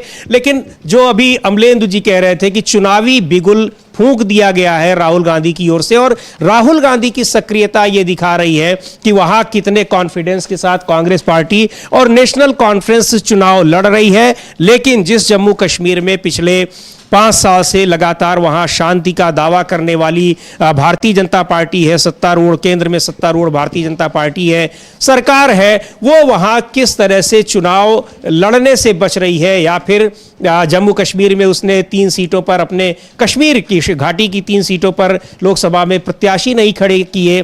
अभी भी उसको वहां पर चुनाव लड़ने में तमाम तरह की दिक्कतें आ रही हैं। पार्टी के भीतर जब चुनाव की लिस्ट आई, कैसे उसको घंटे भर के भीतर अपनी लिस्ट बदलनी पड़ी, इन सारे मुद्दों को लेकर वो जूझ रही है।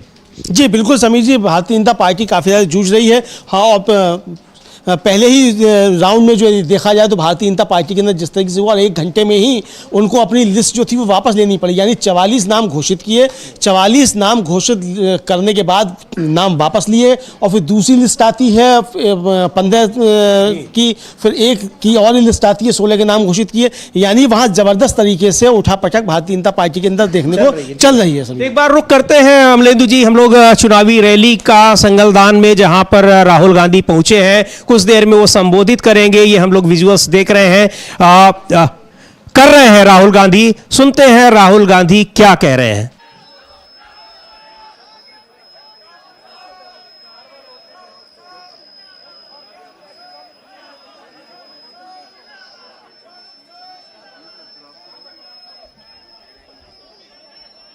आवाज नहीं आ रही।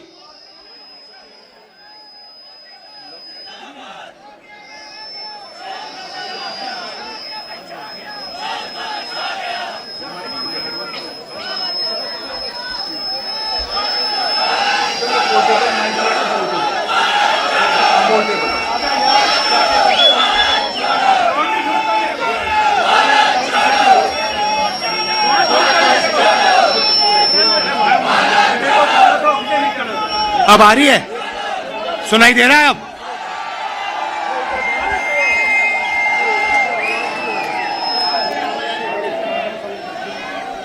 चालू हो गया? कैसे हैं आप लोग?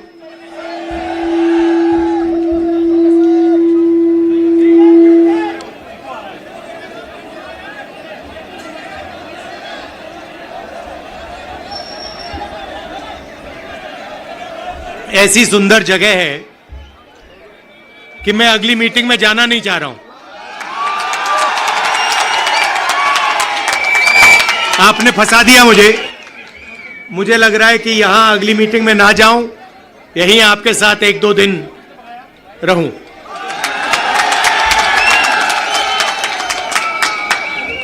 आप सबका यहां दिल से स्वागत करता हूं। आपसे मैं 2-3 चीजें कहना चाहता हूं। सबसे पहले आपने देखा होगा कि पूरे देश में बीजेपी के लोग, आरएसएस के लोग नफरत फैला रहे हैं, हिंसा फैला रहे हैं, डर फैला रहे हैं। तो लड़ाई 2 विचारधाराओं के बीच में है। एक तरफ नफरत, हिंसा, डर, दूसरी तरफ मोहब्बत, रिस्पेक्ट, इज्जत। आपने देखा होगा कन्याकुमारी से कश्मीर 4000 किलोमीटर हम चले और हमने बीजेपी के खिलाफ नारा दिया, नफरत के बाजार में मोहब्बत की दुकान खोलनी है। उनका काम नफरत फैलाने का है, हमारा काम मोहब्बत फैलाने का है। वो तोड़ते हैं, हम जोड़ते हैं, और अंत में नफरत की काट मोहब्बत से ही होती है। आप सब जानते हो, नफरत को नफरत से नहीं काटा जा सकता है, नफरत को मोहब्बत से ही काटा जा सकता है, हराया जा सकता है। और आपने इस चुनाव में देखा होगा, पहले नरेंद्र मोदी जी छाती फैला के आते थे, अब नरेंद्र मोदी जी ऐसे आते हैं। पहले बड़े बड़े भाषण करते थे, इस बार पार्लियामेंट में घुसने से पहले उन्होंने अपने सिर पर कॉन्स्टिट्यूशन को रखा, फिर गए अंदर। भाइयों और बहनों, पहली बार हिंदुस्तान के इतिहास में पहली बार स्टेटहुड छीना गया है। यूनियन टेरिटरी को पहले यूनियन टेरिटरी को स्टेट बनाया गया था। स्टेट को बांटकर 2 स्टेट बनाए गए, तेलंगाना बना, छत्तीसगढ़ बना, उत्तराखंड बना, अरुणाचल को स्टेट बनाया गया। मगर पहली बार हिंदुस्तान के किसी स्टेट को रद्द करके लोगों का जो हक है वो छीना गया। पहली बार हुआ है ऐसे हिंदुस्तान के इतिहास में, मॉडर्न इंडिया में यह काम पहले कभी नहीं किया गया है।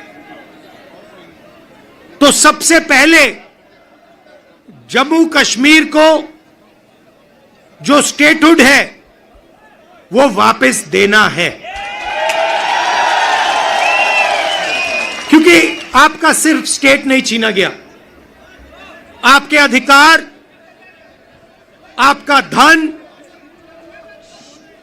सारा का सारा आपसे छीना जा रहा है।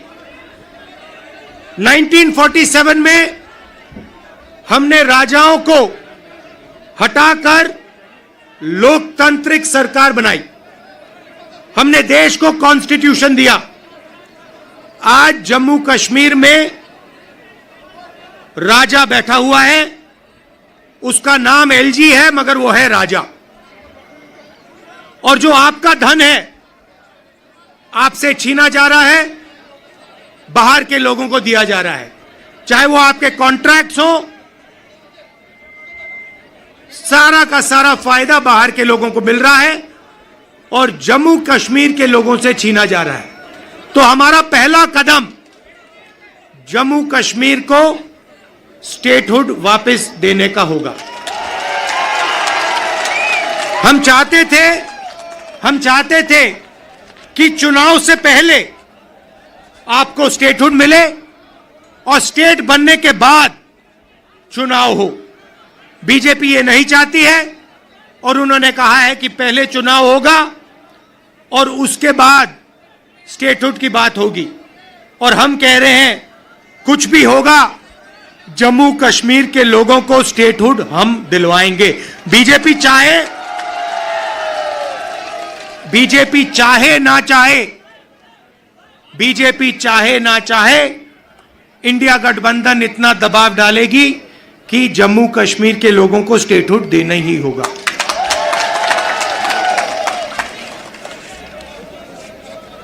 यहां पे हम सब जानते हैं कि बिजली के प्रोजेक्ट्स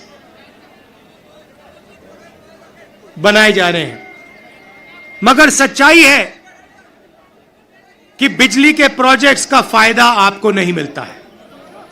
कहा गया है कि प्रोजेक्ट के 5 किलोमीटर रेडियस में आप लोगों को बिजली मिलेगी, फ्री में बिजली मिलेगी, मगर वो नहीं हो रहा है। और बिजली के प्रोजेक्ट्स का फायदा आप लोगों को मिलना चाहिए। स्टेटहुड मिलेगा, चुनाव में हम जीतेंगे तो ये काम हम आपके लिए करके देंगे।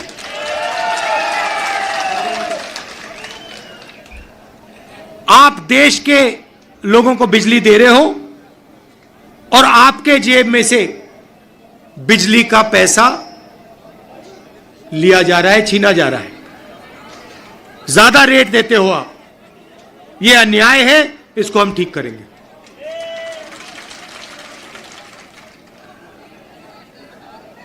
भाइयों और बहनों, पूरे देश में नरेंद्र मोदी जी ने बेरोजगारी फैलाई है। पता नहीं आपने अदानी जी का नाम सुना है? सुना है? हां, मोदी जी के मित्र हैं। पार्लियामेंट में मुझे कहा, आप देखिए, पार्लियामेंट में मुझे कहा कि पार्लियामेंट में मैं अदानी और अंबानी का नाम नहीं ले सकता। तो मैंने कहा ठीक है, नाम नहीं ले सकता तो कुछ तो कहना पड़ेगा।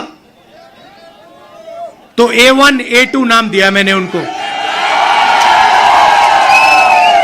हम दो, हमारे दो, नरेंद्र मोदी, अमित शाह, अंबानी, अदानी, इनकी सरकार चल रही है। और अगर कोई छोटा काम करता है, मजदूरी करता है, छोटा बिजनेस चलाता है, होटल चलाता है, टूरिज्म का बिजनेस चलाता है, तो उसके लिए नरेंद्र मोदी जी जीएसटी लाते हैं, नोटबंदी कराते हैं और बैंक के दरवाजे बंद कर देते हैं। और पूरी की पूरी सरकार इन 2 अरबपतियों के लिए चलाई जा रही है। ये मैं आपको कहता हूं कि अगर आप देखेंगे तो ये जो आपसे स्टेटहुड छीना गया है, इसका भी लक्ष्य उन्हीं 2 अरबपतियों की मदद करने का है। और जम्मू कश्मीर के जो लोग हैं, जो व्यापारी हैं, जो इस प्रदेश को, इस देश को रोजगार देते हैं, चाहे वो टूरिज्म की बात हो, हैंडीक्राफ्ट की बात हो, उन सब को ये दबा कर रखते हैं। जो हालत देश में है, उससे खराब हालत जम्मू कश्मीर में है। देश से ज्यादा बेरोजगारी यहां जम्मू कश्मीर में। और ये उल्टी सीधी बात करते हैं। कभी नरेंद्र मोदी समुद्र के नीचे चले जाते हैं, कभी हवाई जहाज में उड़ते हैं, कभी किसी नेता से गले लग जाते हैं, मगर बेरोजगारी के बारे में इन्होंने कुछ नहीं किया है। तो यहां हमारे एक युवा नेता हैं, एक बात मानकर चलो, यहां पर कांग्रेस पार्टी की अलायंस की सरकार आ रही है। ये निश्चित है, ये होने जा रहा है। और हमारा पहला काम, हमने नेशनल मैनिफेस्टो में कहा और मैं यहां भी कह रहा हूं, जो भी सरकारी वैकेंसीज हैं उनको हम भरेंगे और एज को हम 40 साल तक एक्सटेंड कर देंगे। जो डेली वेज का काम करते हैं उनको हम रेगुलराइज करेंगे, परमानेंट करेंगे और उनकी जो आमदनी है उसको हम बढ़ाएंगे। मगर हमारा लक्ष्य होगा कि हम सबको लेकर एक साथ मिलकर जम्मू कश्मीर की सरकार चलाएं, सबकी रिस्पेक्ट हो, सबको एक साथ लेकर हम चलें। और जैसे मैंने देश में, वहां बाकी देश में कहा, भारत जोड़ो यात्रा में हर स्टेट में कहा, नफरत को मिटाना है। जहां भी ये नफरत की दुकान खोलेंगे, जहां भी ये नफरत फैलाएंगे, वहां हम मोहब्बत की दुकान खोलेंगे।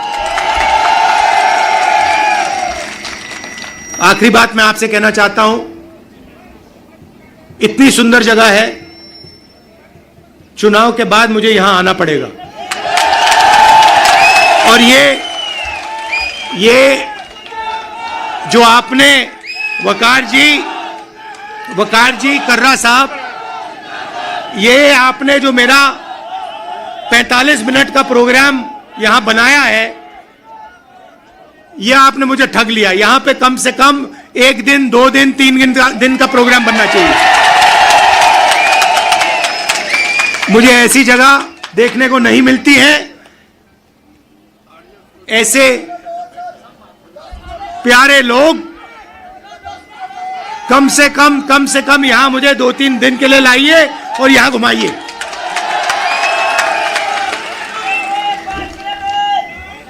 पांच मिनट, 10 मिनट, जितना चाहते हो, कोई प्रॉब्लम नहीं है। हाँ,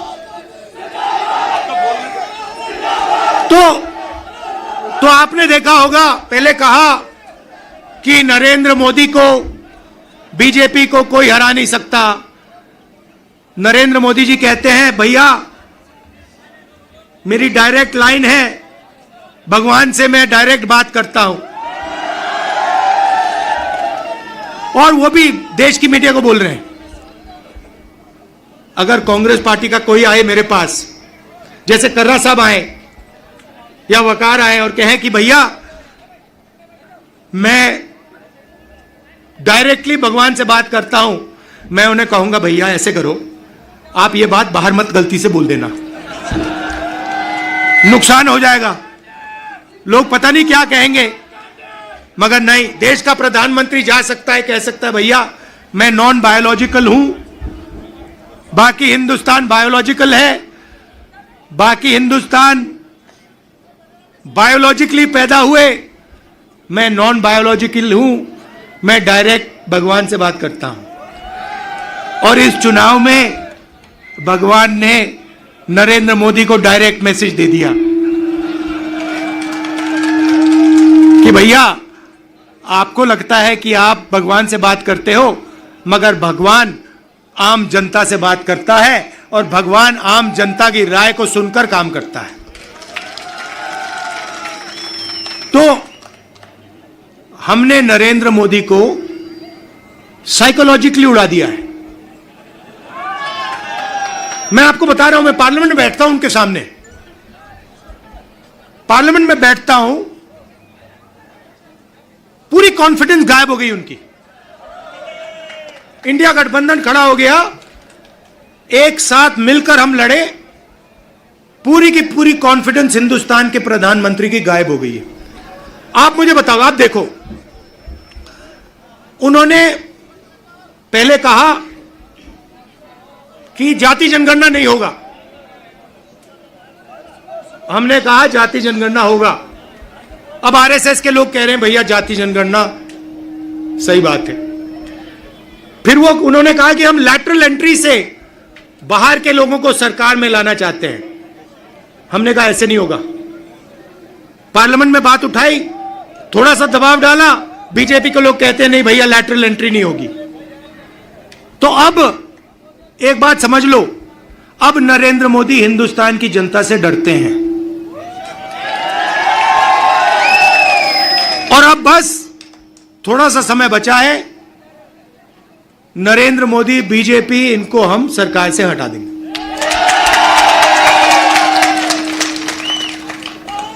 मगर हम चाहते हैं कि देश में भाईचारा हो, सबकी रिस्पेक्ट हो, एक दूसरे के साथ इज्जत से बात हो। जो कमजोर लोग हैं, चाहे वो किसान हैं, मजदूर हैं, छोटा बिजनेस चलाने वाले लोग हैं, उनको लगे कि इस देश में हमारी भी भागीदारी है, बैंक के दरवाजे हमारे लिए खुले हैं, कर्जा माफ हमारा भी होता है और सिर्फ देश 2-3 लोगों के लिए नहीं चलता है। ये हम चाहते हैं और यही काम हम जम्मू कश्मीर में शुरू करेंगे।